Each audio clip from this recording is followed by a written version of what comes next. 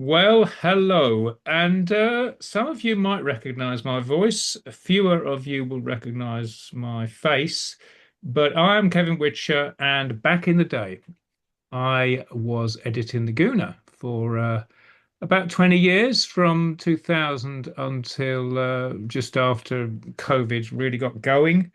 And then I handed it on to Laith Youssef.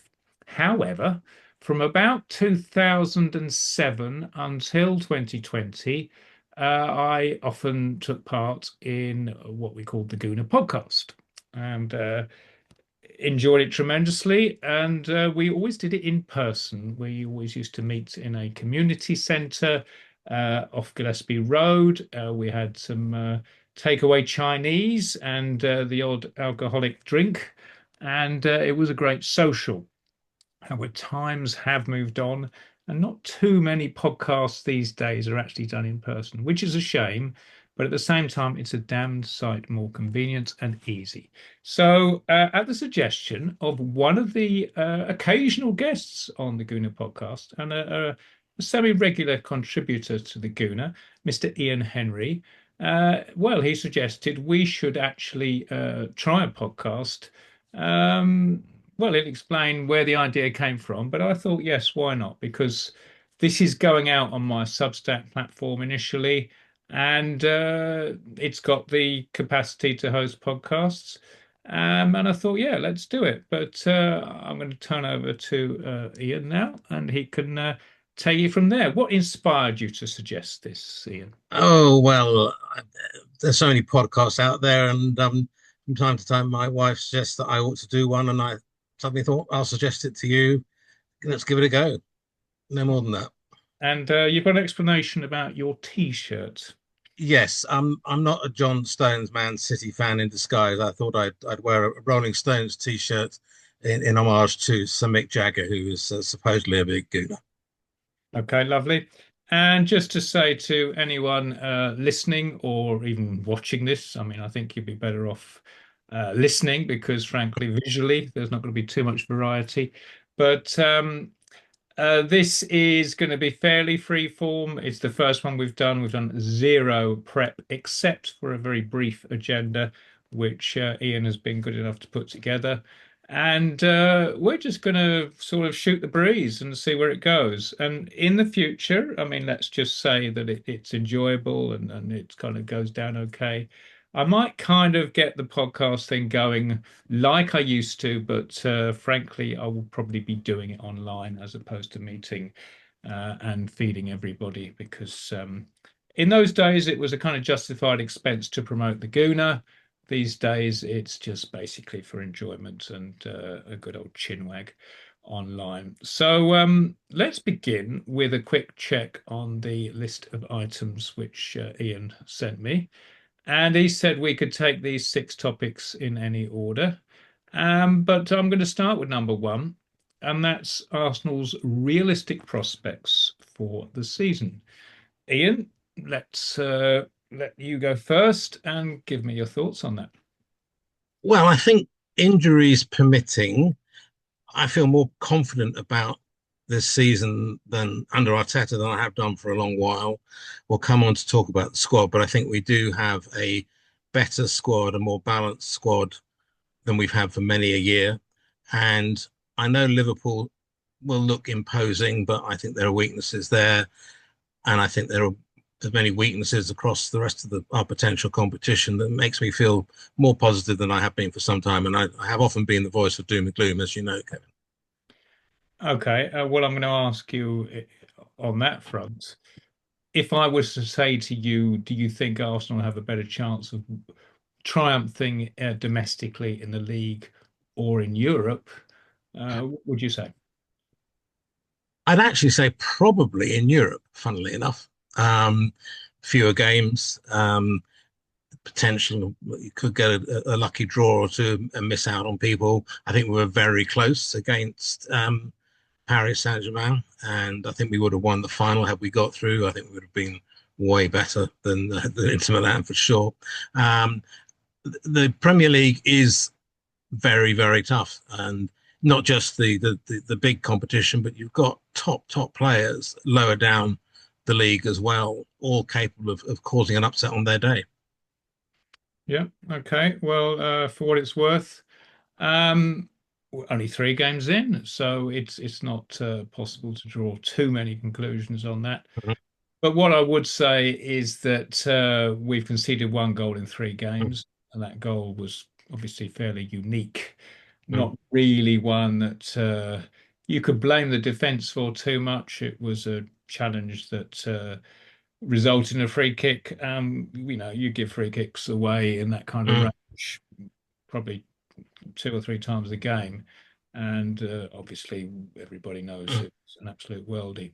So, on that front, what gives me some hope is that, especially given that we have bought defenders as well, I mean, two really so far. I mean, Mosquera's looked good, and Hincapie Mhm. come in with a huge reputation, and I mean, he looks great on YouTube for sure. Of course, we never know, but he does look. It does look like we're buying sensibly and Yes. paying decent sums, but at the same time not breaking the bank either.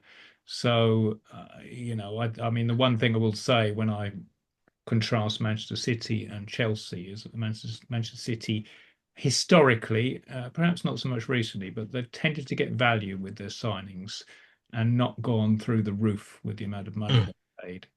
And certainly that's a better business model over the long term than such as Chelsea's, which seems to be unsustainable to me. Yeah, I mean, I agree with all that. I think it's also worth noting that in all our defenders now, we've got proper cover for all of the four positions, but we've also got players who can play in more than one of the defensive positions. Okay, you Saliba and Gabriel are always going to be centre backs, but Timber's shown he can play left and right back. He can come in at centre back. White can play centre back as well as right back. Hincapie, or however we pronounce it, is a left back or a centre back. Calafiori the same. Mosquera can clearly play across the back four. And Lewis Skelly is a very good midfield player as well as a defender. So I think multifunctional players of a high standard is another thing which we've got, which will enable not just game to game, but in game formation changes that not that many other teams can do, I think. Yeah, I'm inclined to agree. The strength of depth, especially if you think about it logically, you could argue we have 7 players that can play centre back, Mm. which kind of takes me back to the George Graham era when he Absolutely. used to buy them for fun. And Yeah. there was a time when we probably did have 7 centre backs. Yeah.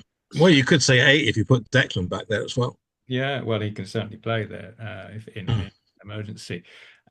So on that level, yes. I mean, I kind of think.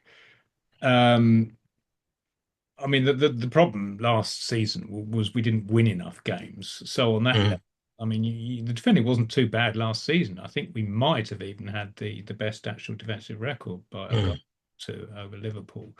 But of course, we weren't scoring Mm. enough. That's how the league was lost.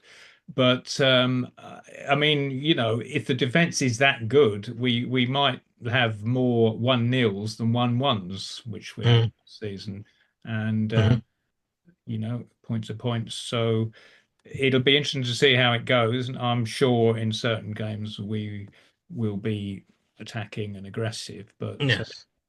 if you look at the way we played Liverpool, I do feel that Arteta had very much taken a decision before that game that we were going to stop Liverpool scoring. That was Yes, absolutely. number one And priority. and we very nearly did. It was a freak goal. Yeah, Um, it's not going to happen very often. But I think it would have been. I would have liked to have seen Eze on a little bit earlier, perhaps. But um, it is what it is, and I don't think yeah, it's we were. There's it's no. not a season losing. It's not a season losing match. But I think the priority was as much about denying Liverpool 2 Yes. points as Mm. us actually taking 3. And some Hmm. people have said that wasn't the right approach. Having said that, if we'd gone for it, who knows? We may have. Yeah, exactly. You Yeah. just say. Mm. But it was interesting, and I do think potentially, but for one or two other games, it was a unique approach. I don't Mm. think we will generally be quite as protective and at times unambitious as we looked in that game. I Um, think we would have been more ambitious had Odegaard been fit to play from the start, and I think we would have been more ambitious had Saka been available. So I think it's also getting Madueke used to the setup and and so forth that will take time. yeah. So yes, and in terms of the attack, I think I mean ultimately we're going to discuss ins and outs over the summer. Is the squad finally balanced? So let's kind of move on to that Yeah. area, because well, let's go through the guys that we have bought, and let's start Mm. at the front because we've been Mm. discussing the back. So, I mean, ultimately, there was one stage during the Liverpool game when the front three, for a period of about 10, 15 minutes, were all new players. We had Mm. Weke on the right, Eze on the left, and Gyökeres in the middle. And, you could quite easily say that that's going to take a bit of time for three players to gel amongst people who are used to playing the team, never mind other new Mm. players. So I think it, I'm encouraged and I'm optimistic. I do Yes. think, I mean, certainly there was a lot of negative noise around Madueke for the simple reason he was a Chelsea player. Our history with Chelsea hasn't always worked out well when their players have come across. Uh, I think he's a different kettle of fish, call it what you will. I mean, the first time I saw Madueke was when he came on as a sub for Chelsea at the Emirates, and he scored a late goal, a consolation goal for them. I think we won 2-1 or 3-1, I forget now. But the minute I saw him play, I thought that is the nearest thing I've seen to Saka, playing the same style, same role. And I thought, given we Arsenal needed a proper cover for Saka as much as Liverpool do for Salah.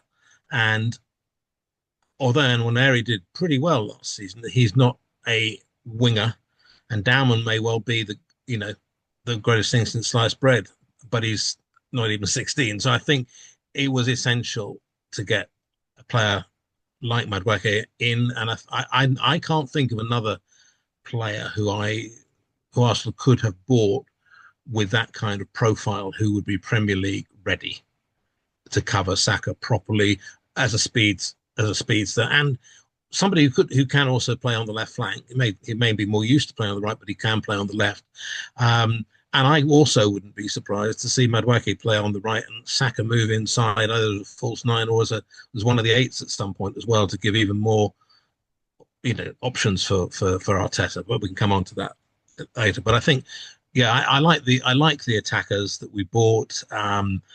I think Gyökeres, I'm tolerably optimistic for him. And it was one of my topics that I raised, but I'll raise it now. And that is, I looked up how many games it took Thierry Henry and Dennis Bergkamp to score, and it was 7 for Dennis and 9 for Thierry. So in that sense, I'm not saying he's going to do as well or better than them. At least he got off the score sheet in game two, which is what Gabby Jesus did, by the way. And Aubameyang scored in his debut, so did Lacazette. Um, Francis Jeffers, by the way, took one more game than Thierry to open his account for Arsenal. I should say 10 games it took him. well, chances never as did he? But least said about that, the better. But yeah, yeah, I mean, I think we'll see a more attacking setup um, on whenever it is Saturday when we play Forest, and I I think that we'll see. I think we'll see more goals from this team then for sure.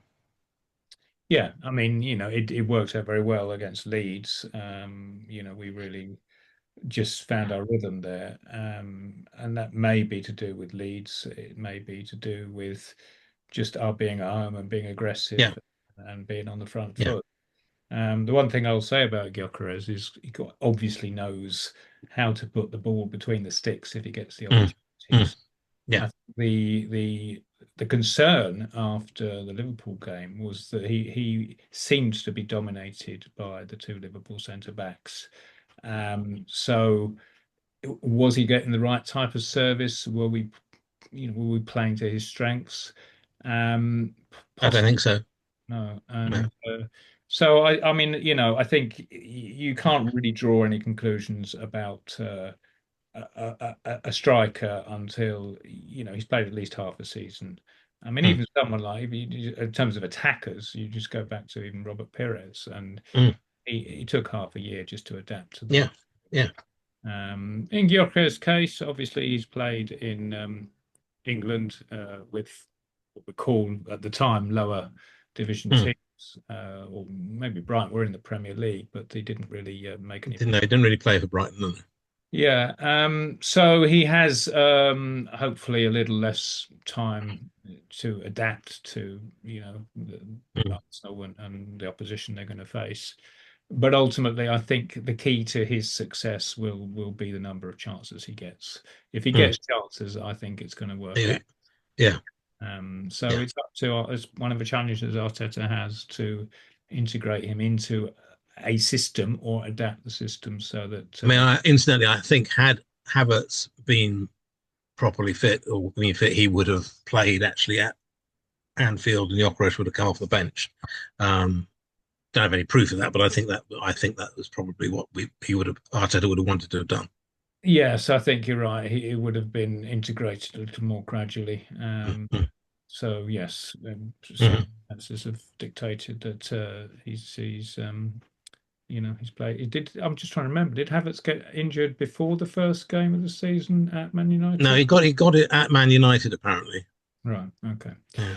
Do Um, you think, Kevin, that with Eze arriving, we're overstocked on the left side with Martinelli and Trossard? Do you think Martinelli might become a centre forward on occasions, or do you think he might still go off to Saudi in the window because they haven't closed their window yet? well, if we're still allowed to sell players, We are. I would not be surprised if they let him go. I mean, the thing is, it's a bit mystifying with Trossard because I think he still only has a year left on his deal, Mm, and yet mm, they've decided to give him a pay hike. And I can't really understand what the thinking is there, um, because why would you if you didn't have mm, to? I mean, either you give him an extended contract and hike his pay, mm, or you let him wind down and leave on a free and say thanks very much, or mm, try and sell him. So it's a weird business decision. Um, and I mean, if one goes back to giving Reece Nelson a huge contract, but mm. it wasn't 1 year; it was 4 years. Now, the point of that was so that they could sell him, and that didn't work out very well because what No.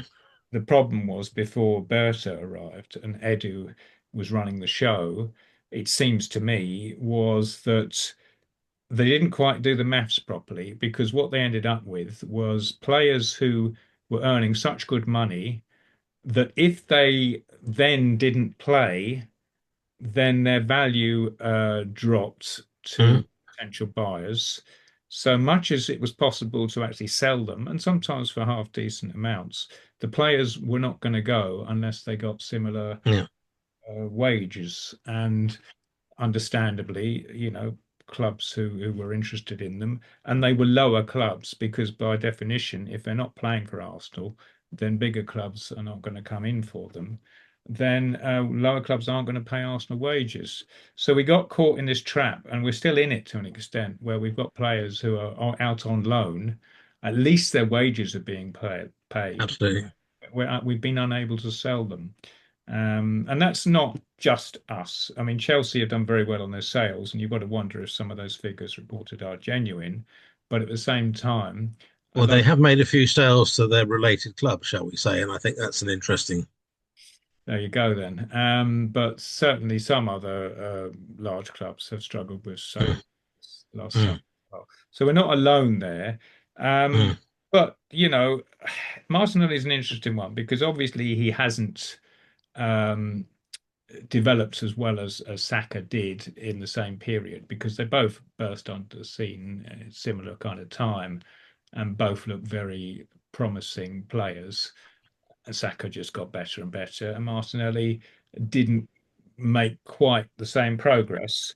The reason that he plays is because he will do exactly what Mikel Arteta wants from his mm, wide attacker in terms of covering the whole width, sort of the whole length of the pitch and helping out the defence.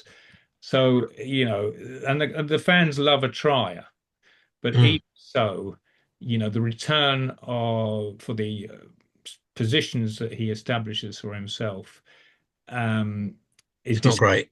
we're all fed up with seeing him fire it into the side of a net or failing to find a colleague when he does look up and actually try and find somebody. So on that level, his figures just aren't up to the level we need. It's interesting though. He appears in the last game or maybe two with Brazil to have replaced Rodrigo on the left, Well, that's which interesting. is an interesting one. Yeah. So Well, that's certainly going to enhance his value if we are deciding to cash in. But yes, we have too many players because you got to remember Madueke can play over there as well. Um, so yeah, I mean, we were not going to be short of options on the left, but it's what's the development of the team really and the style? Because the one thing about Eze is that normally at Palace, from memory, he has a kind of wing back playing on his flank. yes. So he kind of drifts in a little bit, and he Mm, doesn't go to quite the right position, but mm. he's hovering around that sort of zone, possibly without doing as much defensive work. So as is an interesting one. He's not an out and out winger really, but then again, he's Martinelli because he's on the wrong side. He's right-footed, isn't he? So if you've got a proper old-fashioned style winger, they actually will play on the side of their preferred foot. Well, So they used to do that, but Saka and Salah and Madueke perhaps yeah, and they all cut go inside against them. the point. They do all cut. Yeah, So occasionally they will get to the byline and cross it. But the days of the old style winger yeah. are, I think, pretty much in the past now. I think they're regarded as too much of a luxury in some way. Do you think Arsenal will be able to play Eze on the left with Lewis Skelly behind him? Because if Lewis Skelly plays his inverted midfield role, then you risk being exposed if your attacker on the left it No, doesn't cover back in the way that Martinelli does. you might have been the one that mentioned this. Certainly somebody did, that Calafiori is a far more natural Mm-hmm. for Eze because of the fact that he is left-footed. I think Hincapié or whatever his name is going to be the same. Yeah. Actually, it's much more of that kind of strong, traditional left-sided defender who Yeah. who can overlap. So I think that would be the situation with Eze playing. He wouldn't be with Lewis Skelly so much as he Mm, would with the other alternatives who are more natural mm, mm. attackers once they get the ball forward. So yeah, it's going to be interesting. I mean, the other interesting thing to me is that Arteta has started the season with Calafiori. He's the first choice. Yes, Um, and that's in a way, I'm not too worried about that because the one thing which I think we definitely had confirmed last season is that football is now a 16-man game, and mm, I expect that, or I hope that develops more. In that, certainly, if you use a half-time substitution, you don't use up a window. So you've yeah, still got three future yeah. possibilities to make subs. So I would like to see occasionally the load shared, especially when we've got games coming thick and fast, whereby a player is told he's going to play half a game, and then Mm, the alternative is going to come on for the entirety of the second half. Because the squad is deep enough and the quality is there, we can actually do yes, that. And yes. I think it just gets more out of the players. And I just That think, that that I could see that happening actually in the weekends before a crucial Champions League match, where you might want to get a bit of sort of playing time into a player, but he's definitely going to play 90 minutes against um, the Champions League side. Mhm. but perhaps only give him 45 minutes. And just to show you don't use up an option, sort of a window for in-game substitutions. Yeah, and I certainly think if we took the lead, we could afford to do that with someone like Saka, because Yes, quite obvious that he's vulnerable in terms of muscle injuries. yeah, yeah, Yeah. exactly. I mean, I would like to see many a time when Saka, we've got sufficient leads to take Saka and Odegaard off for 30, 40 minutes or even 45 minutes for sure. That would be that's a policy that you see obviously a lot in top class rugby, that players they don't often substitute players at half time, but you will often see substitutions after 5 minutes of the second half, Mhm. particularly with the front rows and occasionally with the flankers. And I think that will be something that you will see, or you should see, with Arsenal be able to do with this squad that they've got. Yeah. Okay. So we're probably going to cover the attackers, I feel. So in midfield, we've bought. Let's have a think about this now. Oh, Zubimendi And and the Card. no I idea. think that's it. Those are two Yeah, midfield. Bought. yeah, So Norgard currently injured, hasn't played, although he looked useful enough in the yeah, previous matches, certainly, and there's no issue that he's got Premier League experience, and he seems on the figures, quite good. That doesn't give the ball away too much, wins tackles. So a very, very competent backup for Zubimendi. yeah. Um, but Zubimendi is the first choice, and I'm not sure what's happening with Spain at the moment. If Rodri has now sort of come back in to the starting 11, but for most of Mm. last season, Zubimendi was the first choice in that position for the national Well, of team. course, the main thing about Spain's midfield is that Marino is scoring goals. He Yes. scored a hat trick last night. So you know, Amazing, isn't it? I wish he'd done it at Liverpool, but yeah, uh, yeah, not quite the same sort of game. yeah. So yeah, I mean that's also encouraging, and I certainly think so. if we need to chase a game and putting Mourinho up, I Well, don't think we can do any but harm. in the midfield, though, okay, but I mean, Supermendy, Norgard, to an extent, Rice cover the defensive side of it. On the attacking side, we've got Odegaard, we've got Eze can come in there. Where do you see Waneri fitting in now? Because he might have been the cover for Odegaard, but is Eze going to play that role as well as cover for Odegaard, or is Waneri going to play the right eight position? Well, I've been told that on occasion Eze has played on the right hand side for Palace, Mm, so the suggestion is that he can do that.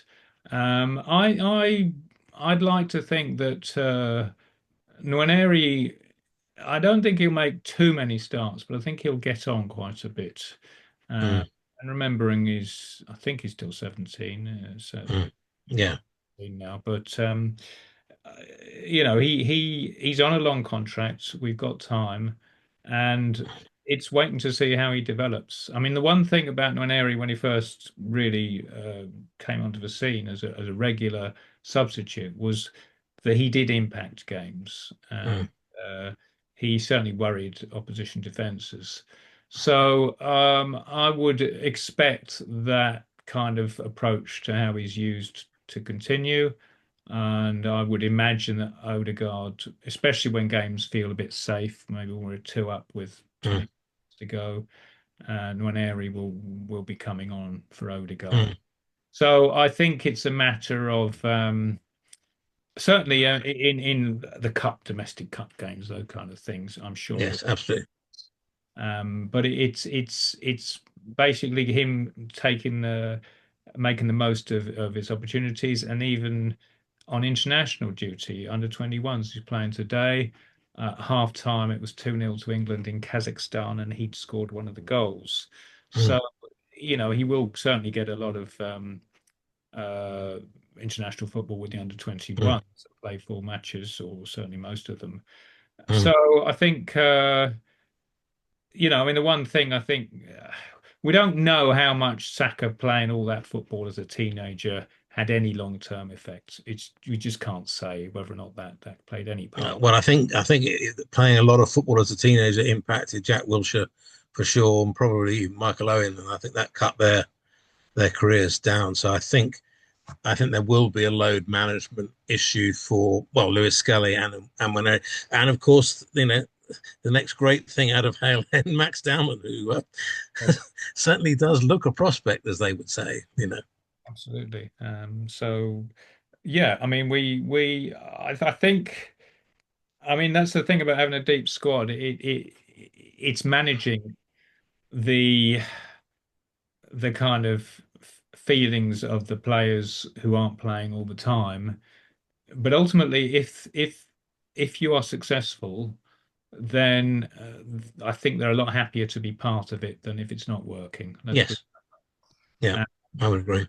a sort of rising tide lifts all boats idea. So I think on that level, especially given their age, they'll want to play more, but they'll accept playing as much as I hope Arteta is able Sure. to give them in the short term. And it's also a new task. Better man management, better squad management is a new skill that Arteta's got to learn now. Now you may say he didn't have enough of a squad to do that properly in the past. But he was very reluctant to use Smith Rowe when he was there, apart from a bit at the beginning. And I wonder whether he perhaps could have done that a little bit more. Whether he could have used one or two of the players who we've struggled to get rid of a bit more, in games that we had clearly won, in order to give them game time when they might have shown that might have maintained their value. So there's that side of things as well. I mean, not that I don't think Arsenal are under pressure to sell players now. Obviously, clearly the owners have backed the manager. I mean, whether it's 250, 270 million spend this summer, plus the promise of money that we would presumably spend on Hincapié next summer. That's not to be sniffed at. That's not as much as Liverpool have spent. Obviously, it's not as much as the likes of Chelsea and City have spent, but they're different business models, I suppose. I don't think Arsenal will spend this kind of money again next season at all, unless they end up having to sell Saliba and Saka if they don't renew their contracts. Because I suppose for all the signings that we've done, which are good, all the new contracts that have been signed by the likes of Gabriel and Lewis Scully and Waneri, we have Saka and Saliba who have 2 years left on their contracts. Now, I think actually Saka, I think, will 99.9% certain will sign a longer deal with Arsenal. I'll probably become captain after Odegaard. But Saliba, as much as he appears to love the club and all this, that, and the other, if Real Madrid say, "Oh, see your contract out, mate, and we'll give you a massive deal in 2 years' time," that's going to be quite a difficult one for Arsenal to manage. And I'm not quite sure what the solution to that problem is, to be honest with you. Well, I think You they're have all, you have you have a world class player like Saliba who runs his contract down. At that, the player has the power. yeah. I mean, ultimately, they would look to sell him next Yeah, summer. yeah, yeah, And if Real are offering the wages that they're likely to, Saliba will probably accept the move. yeah. Um, but I mean, I think the purchase of Mascara Absolutely. is very. I mean, it's with that possibility in mind as much Yeah, as because it means he's got a year to develop, get used to the Premier League, and show us what he's got. And I mean, Hincapie is more left-sided. yes, yeah, He's a Gabriel cover, which basically is why Kiwior has departed. absolutely. So yeah, the I mean that's to me a sign of quite I don't know what the word is, but very clever. Forward thinking. Yeah, because And preparing on one level, it's quality backup yeah, because they're youthful and they've obviously shown huge potential in their last couple of seasons at their well, relative. apparently, I probably should have checked this before, but I think when he he came from Valencia, wasn't it, that he's come from? I think in all his games, they never conceded more than 2 goals in any game that he played, um, including against the likes of Real and Barca and so forth. And the only big defeats in the last year or two that Valencia have had has been when he's not been in the side, when Moscow wasn't in the side. So I think the where we got Saliba as a great hope when he was 18. This boy's come in a bit older, but he's had at least a year and a half of playing for Valencia in quite a strong defence. Now, okay, you may argue, well, maybe the Spanish league hasn't got the depth of the Premier League, but when he came on at Liverpool, apart from maybe one pass early on, I think he played extremely well, quite frankly. Yeah. No, okay, he really did, and he looked to the manner born to me. Yeah. Okay, so that's him. Hincapi, I don't think we can say too much about. We await with interest to see him start a game or come on as a sub. But Friend of mine who's German who has a season ticket by Leverkusen is extremely annoyed. Is the only oh, um, that's encouraging.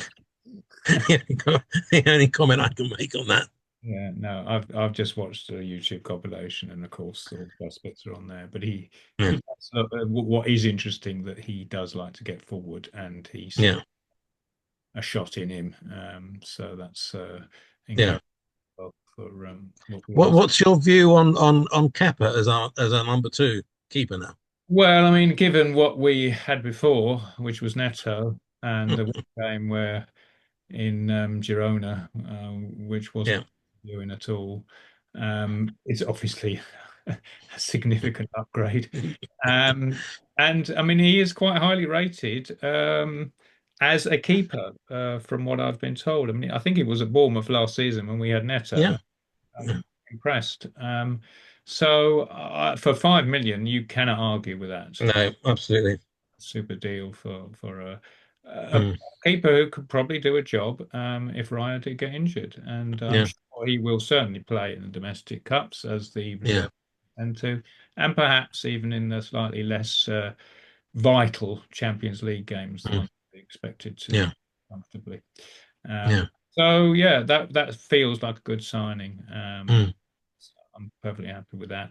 And I think mm. overall, I don't think, especially after as I signed, I think anybody could really be disappointed with what's happened No, with the transfer. yeah, Obviously, we would have no. liked to have sold some more if we could, but in terms of the players we brought in, Yeah, but I think, as you said before, I'm not sure that the market for those players was really there. I mean, it sounds though we've kind of got a guaranteed amount for QE all being well next year.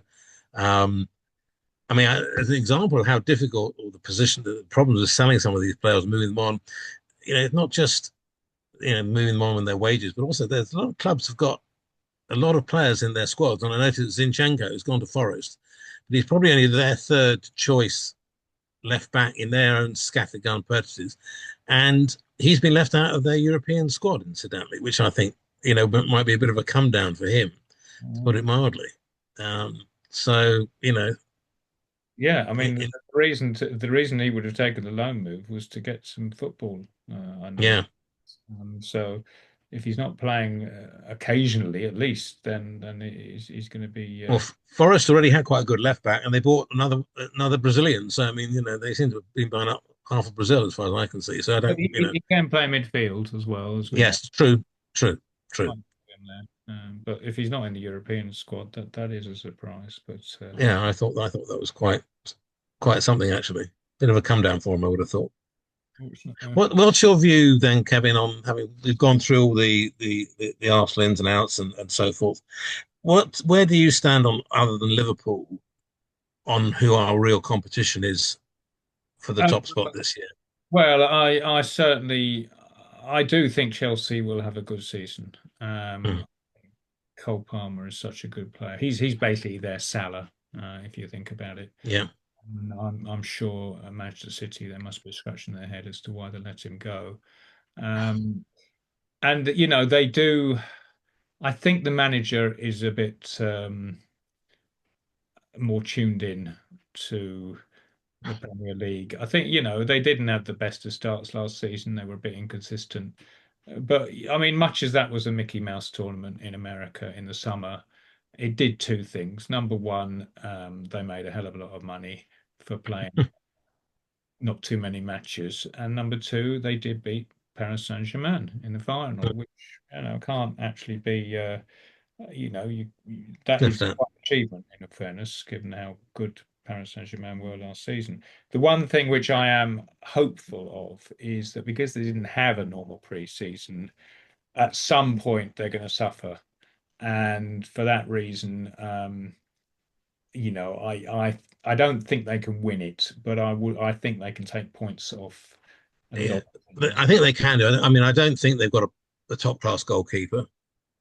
Okay. I agree with you about Palmer, but actually, other than Fernandez, a lot of that team, while it's very talented, is quite callow, and they're not that top level hardened really. I mean, I listen. Gittins may be a great winger, Delat may be a great striker, and so forth, but they don't have a lot of mid to late 20-year-olds who've been around for 4 or 5 years at the top in the Premier League. Chelsea are a bit, to me, a bit like a younger version of the Arsenal team of, was it 2 years ago or 3 years ago, which then finally blew up when we got beaten at White Hart Lane when we've been challenging. Now, admittedly, part of that was down to Rob Holding, it has to be said, but you know that's where I see that Chelsea at that stage, and I don't think they've got such a good goalkeeper as either we do or certainly Liverpool do. And I'm not really sure whether City have got a great goalkeeper. I mean, Donnarumma may be fine in certain situations, but I can see him being a bit of a liability as well there. So yeah, I'm not sure. And of course, then there's other big competitors up the road from us in Spurs. Where do you stand on them this season, Kevin? Well, I was hugely relieved that they were so poor at home to Bournemouth because for a brief couple of weeks there, I thought they had a team. I mean, ultimately, I think the one thing you have to say about Thomas Frank is he can get the best out of a group of players Yeah, and organise a team, and I certainly think uh, the only thing that will stop them getting into the top four this season, and my top five is good enough anyway. But the fact they do have Champions League as well, because I think they will get into the last 32 or whatever it is, yes, get out the group phase anyway, the league phase. yeah. So that they'll have those games, and that's going to put some pressure on what is not a very deep squad.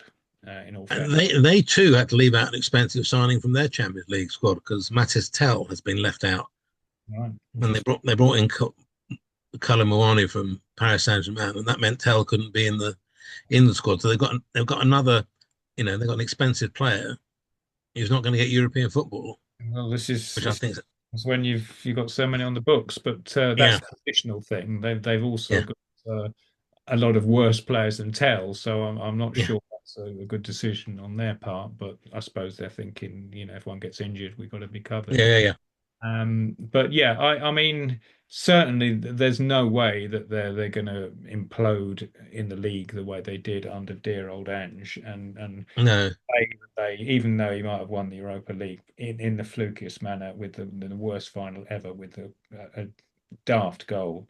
Um, don't tell me you watched it. I didn't watch it all, but I kind of tuned in for the last 5 minutes, and they showed a replay of the goal. I didn't And watch any of it on a point of principle, but that's I understand that. But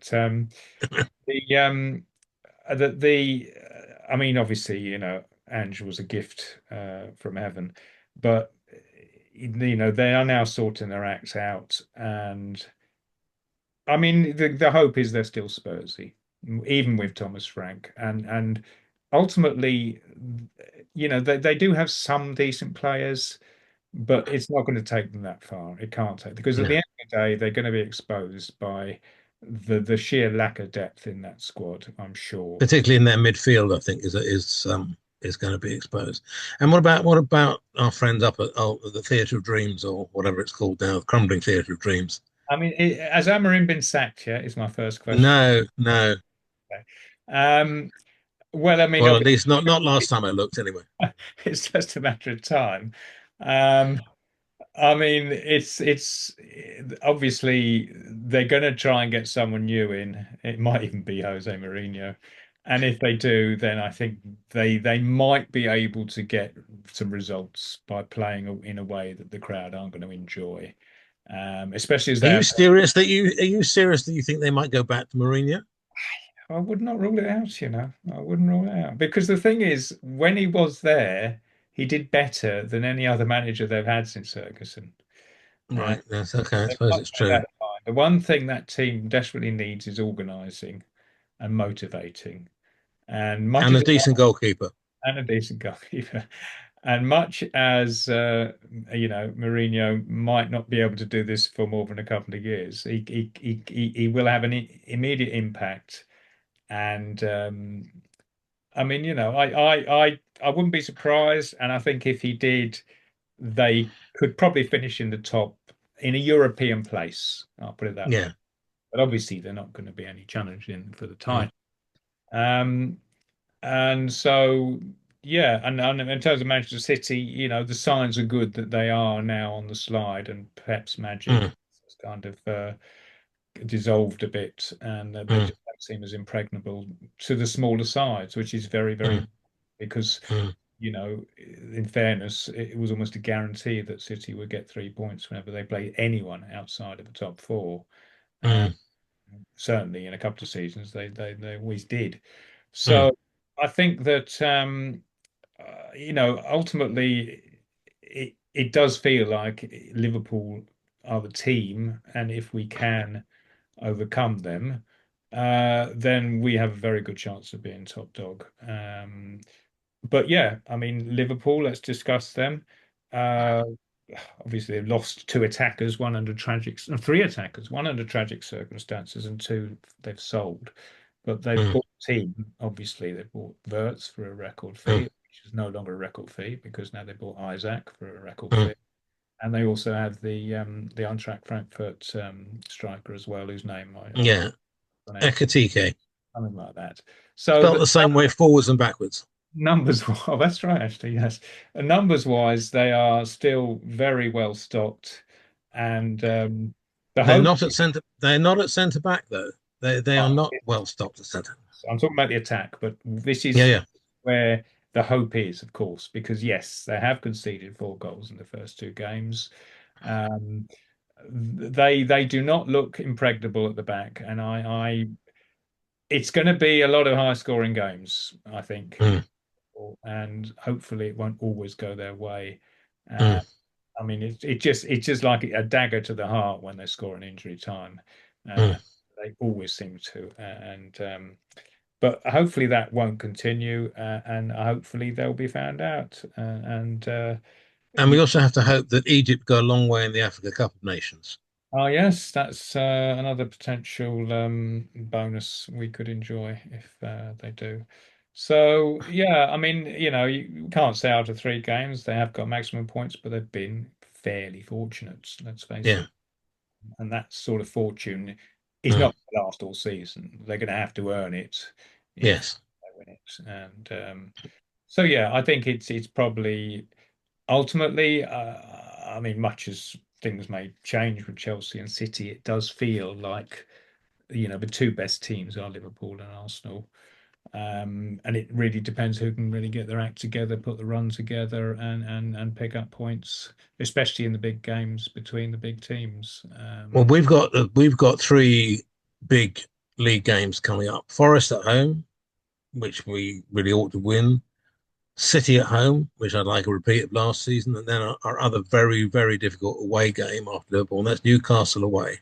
Yeah, Um, and I think 5 points has to be the minimum from that. Beat Forest, two other draws, and anything above that would be very, very positive. We've got a couple of injuries. There's, you know, another European game to come. We've got a European match in the middle of that as well, which could, have a an impact in case of more injuries. So I think that we're going to already see how important a full squad is going to be in the next month for sure. Yeah, the one Get bonus to the is that. get to the next international break in the top two, and I'll be very happy. Sorry about that. My phone is shouldn't be ringing. But yeah, I think the other thing to remember is that all those teams also have European matches. Yeah, absolutely. Forest might be in, I That's think, true. the Europa. I can't remember. They swapped with Palace, didn't they? So they'll Yeah, but they'll be playing on a Thursday, which could also have an impact. But that's not relevant for our game against Forest. We play them before the the European games kick in. yeah, certainly Man City and Newcastle both in the Yeah, Champions. that's true. That's true. That's true.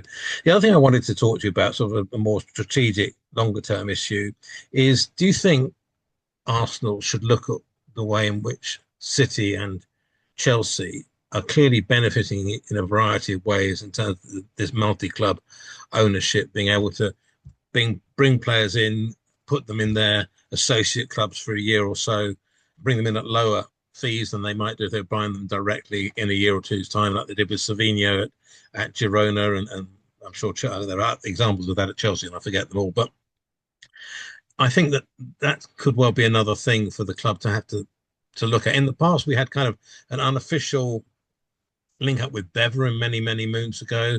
Seem to recall, though not much really came of that. But for the big clubs, I think that's something that they ought to think about, really. And I'm sure there are possibilities across Europe where that should be seriously considered. Yes, I mean, it seems to me, certainly with Chelsea's case, that that's enabled them to hoover up a lot of young talent, Mm, whom, you know, I mean, they don't all need to work out, but even yeah. if a third of them work out, then much as they might not play for Chelsea, they can get significant Well, it transfer. also enabled them to sell, in inverted commas, Ben Chilwell to Strasbourg, get him off the Chelsea books and get a fee in for him. So, So, I mean, that's a bit of an advantage of that yeah. arrangement, shall we say? Not sure it's against the rules, but it's No, certainly no. convenient.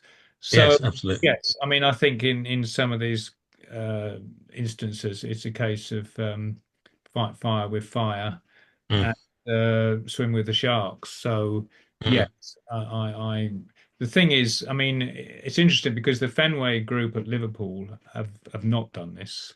And I get the feeling that the Cronkies are kind of thinking, let's do what the Fenway Group do because that's That worked. may well be true. Ultimately, you got to remember Chelsea are not an American-owned club. Their money No. is basically in the Middle East, as is the case of Manchester City, Mm, and they probably have cash to burn, whereas perhaps the spending of the Cronkies and the Fenway Group is a bit more strategic and limited, possibly. mm. So, I think it's a nice thing if you can do it. I just don't know if the financial will is there, No, yeah, because these things do cost money to set up yeah, and develop. Because I'm pretty sure, the training grounds and all that sort of thing, the facilities at these clubs that they do buy are probably, fun. Yeah. good and cost money. So, and you've got to recruit staff to actually run them Mm, and get good managers and coaches. So I think it's something to aspire to, but do I think it'll happen? I doubt it because I just don't think the Cronkies are that into the sport of association football enough to think let's have three or four clubs around the world. Because ultimately Stan's interest is the financial benefits of being in the Premier League and the Champions yeah. League and the TV broadcasting rights that go with that. And when you start having satellite clubs who are in these smaller competitions, it might be a good way of kind of growing your pool of talent, Mm, but you're not going to get much TV money that you're getting from your no. club. So I think that's the barrier there. But yes, certainly something which Mm. Chelsea and Man City do seem to use quite well. And of course, well, apparently, it's one of the attractions for Edu moving to Nottingham Forest is the chance to head up a multi-club thing under the rather extraordinary Mr. Marinakis. So, Interesting aspects to that there, yes, which I mean, I think history won't necessarily be kind on Edu's time at Arsenal. no. We have a bit more hindsight on what went on and certain of the deals, but Berta, in fairness, certainly seems to be able to negotiate with players to come in and do deals. So an encouraging start. Well, let's hope he manages to persuade Bukayo and Saliba to sign on. As I said earlier, I think Saka will sign. Saliba, I'm just not quite sure about. He might sign for a couple more years, but I'm sure he will go to Madrid when he wants to. And good luck to him. Absolutely. I mean, at the end of the day, players are individuals and Yeah, um, they're professionals and they've got to do what's best for them. So I yeah. think. So let me just look briefly at the agenda here. I think we've covered. Oh, Premier League spending overall is the one Hmm. already done. So, I mean, Billions. I forget how many. It's huge. It's uh, ridiculous. it's become an arms race in some respects, I feel, um, which is fueled obviously by especially the Champions League money, Mm, the Manchester City and Chelsea, the extra money they've made from the FIFA mm, tournament. But ultimately, I mean, it just shows the importance of actually staying in the Champions League. The reason that we've been able to afford what we've done and stay within the rules is pretty much because we've had 2 seasons of Champions League money, and we're going to get a mm, and the more we stay in it, and this is why Liverpool have had so much cash to splash because mm, they haven't spent their money a great deal over the past 3 or 4 seasons, mm, and they've built up a very significant cash stockpile, which has enabled them to just go completely nuts this summer, mm, and with the very obvious aim of not only retaining the title but winning the Champions League again. mm. And so that's the consequence of always being in that competition. And And look at the problems that Aston Villa and indeed Newcastle, for all that, well, all of Newcastle's nominal backing, they can't actually, under the current rules, spend the backing that others have done in the past. yeah, And not that I'd ever feel sorry for a team owned by a petro state, but I can understand some Newcastle fans feeling a little hard done by in that they haven't been able to spend in the way that Chelsea under Abramovich and City have been able to before the rules changed. yeah, absolutely right. And so yeah, I mean the other interesting thing is that Manchester United are still spending money, I which don't understand it. well, I really, I don't. it's purely they have so many sponsorship deals and they're still a TV draw. It's just a club that's been built over decades with what I would call businessmen in the boardroom, Right. know how to make money. And sad to say, that's now extended to the actual seats in the ground where season ticket holders have been moved simply because they know they can make more money from those seats Right. by tagging on some corporate aspect, I'm sure. So it's very Well, unfortunate. woe betide the Arsenal if they moved you from your seat, Mr. Witcher. Well, I'm not in much danger where I am, to be honest, at the back of the East Upper. But there's certainly what is interesting actually is that the pricing for the next World Cup finals is going to be. I mean, there's this dynamic pricing aspect of it, but in terms of where the most expensive seats are in America, it's always the lower tier. And it's not only at the side of the pitch, it's behind the goals.